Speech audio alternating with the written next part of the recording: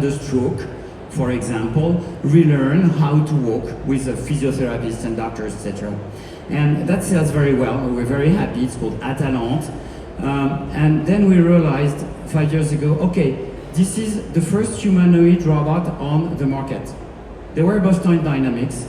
There weren't anything about Tesla figure, etc. There were prototypes in labs in universities. And we said, well, nothing's industrial product or on the market. So we said, okay, we have a humanoid robot, doesn't have arms, but that's going to be okay. So we started to work backstage on a humanoid.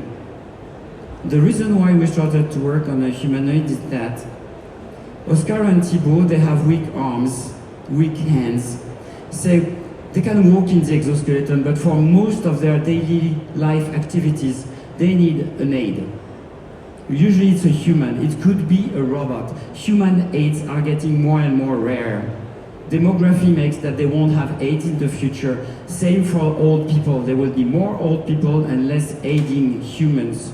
We need robots to help people with limited autonomy, not only exoskeletons. So that was our sort of lodestar idea that we pursued, and we didn't make a full prototype, but and then we met Renault at the right time, 8 months ago. And we discussed with Renault, who wanted to work with a specialist in robotics. They had been visiting all robot makers in China, the USA, etc., and they chose us. Which is quite cool, because they didn't choose to work with all the names I quoted, but they thought that our technology was more reliable because we've been making exoskeletons that are safe with people for 5 years, and because they are stronger. A person can be 120 kilos. So our robots, exoskeletons, our robots are already very strong. Reliable, strong, with a strong team.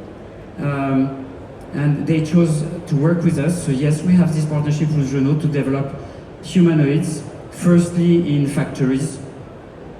And then we will also pursue my idea that there are 25 million with people in Europe only with limited autonomy. There is going to be no one to help them.